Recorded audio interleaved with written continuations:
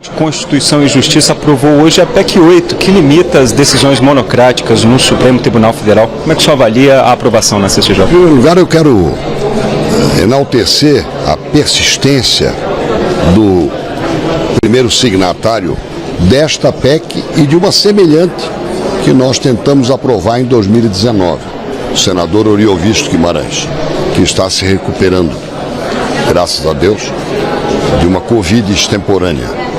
Segundo, que esta emenda constitucional que nós queremos aprovar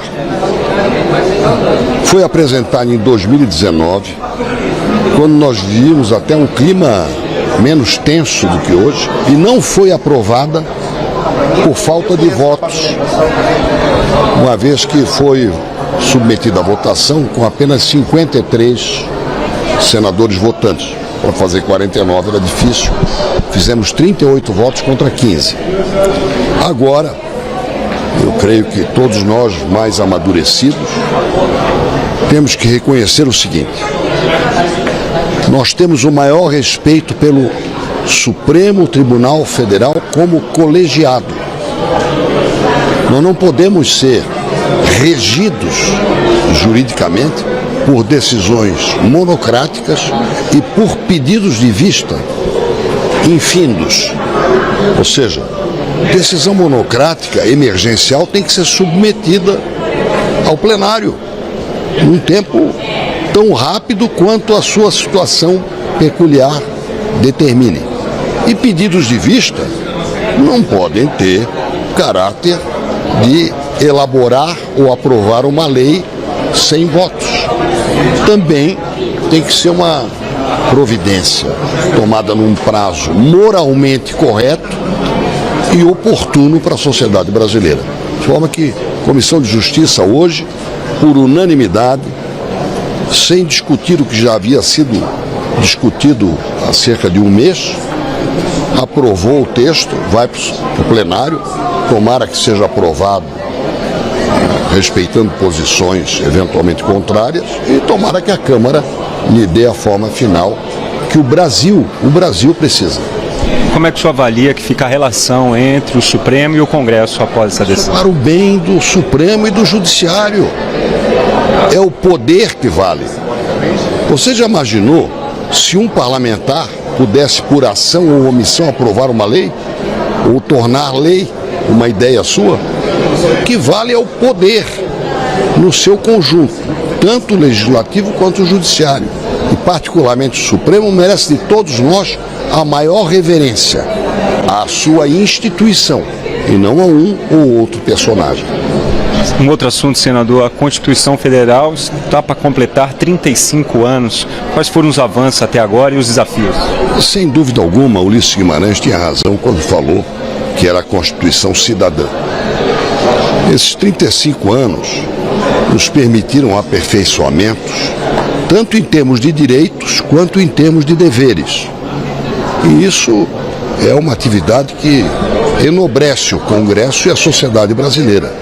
Porque é claro que em 35 anos nós assistimos a várias e participamos de várias revoluções, ou pelo menos grandes evoluções tecnológicas, de conceito, de vida social e de solução para conflitos. Então, ela foi uma boa nova largada para o Brasil. E nós, do Congresso Nacional, nós brasileiros e brasileiras, temos o dever de aperfeiçoá-la. O senhor avalia que esse longo período de estabilidade que nós estamos passando é graças à Constituição também? Sim, eu acho que isso é da evolução da sociedade brasileira e da evolução institucional. E a Constituição é a própria matriz das instituições nacionais. Para finalizar, senador, o senhor acredita que as emendas durante o período todo da Constituição podem descaracterizar a Constituição? Não, descaracterizar eu não diria, mas atualizá-la sim. Às vezes tendo que ser atualizada de novo. Exemplo, tinha cabimento nós enfrentarmos a pandemia sem uma emenda constitucional que criasse um novo padrão de responsabilidade na gestão, né? E também dando suporte a essa gestão emergencial? Não teria cabimento. Nós fomos bem-sucedidos. Acho que o Brasil foi um exemplo para o mundo. Tanto porque a nossa economia caiu menos do que as pitonisas, os profetas da economia previam, quanto também tivemos presteza na busca de soluções que um drama como aquele da pandemia causou para a economia, para a sociedade e para a vida, acima de tudo, dos brasileiros. Muito obrigado pela entrevista, senador. Muito produtiva, de forma objetiva, vários partidos presentes, e a gente está estabelecendo um calendário até o final do ano.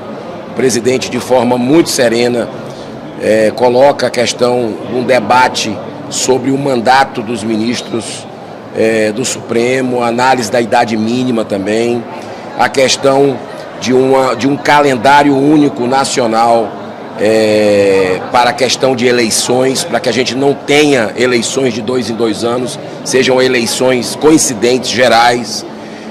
Ontem nós aprovamos na Comissão de Constituição e Justiça algo que disciplina, a PEC que disciplina decisões monocráticas do Supremo Tribunal Federal. Essa também vai avançar no plenário nos próximos dias, né? Sempre nada contra nenhuma outra instituição, absolutamente.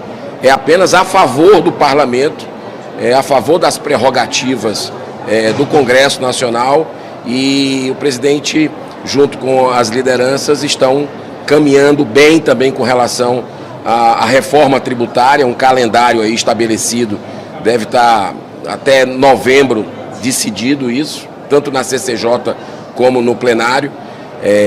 E as coisas estão caminhando bem até o final do ano sobre essas pautas para serem deliberadas, assim como também a PEC antidrogas, que vai ser relatada pelo senador Efraim Filho, e que no máximo agora em novembro ela deve estar sendo votada também pela urgência, já que o Supremo Tribunal Federal teve um pedido de vistas do ministro André Mendonça e tem prazo para voltar. Então é uma contagem regressiva de cerca de 60 dias que faltam, e o Senado está muito consciente de que essa é uma demanda da sociedade, de que essa é a competência nossa. Nós já votamos 2 vezes tolerância zero para as drogas, né, para o porte de droga, criminalizar mesmo a questão do porte, porque isso é algo que potencializa o tráfico de drogas, se fizer diferente, e o parlamento já demonstrou por 2 vezes, tanto com o presidente Lula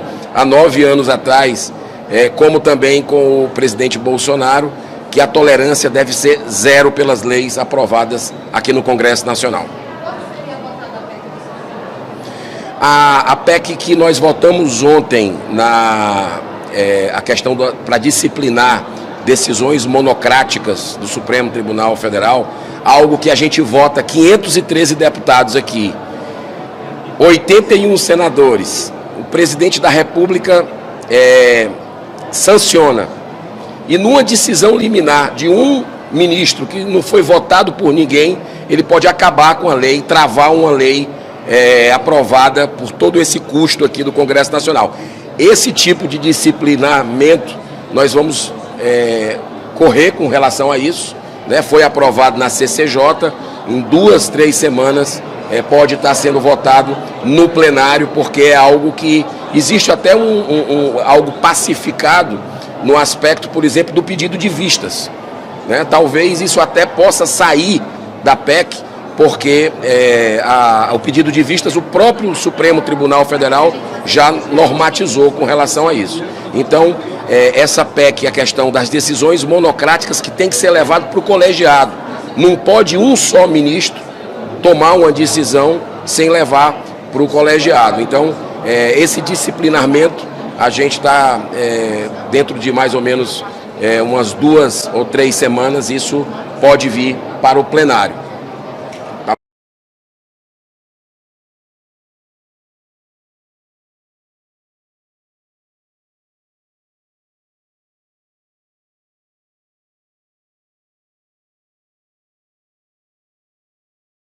Gostaria de deixar claro que as opiniões e informações apresentadas aqui são de responsabilidade exclusiva de seus autores. Como criador deste conteúdo, não me responsabilizo por consequências. pesquise e busque orientação profissional antes de decisões significativas.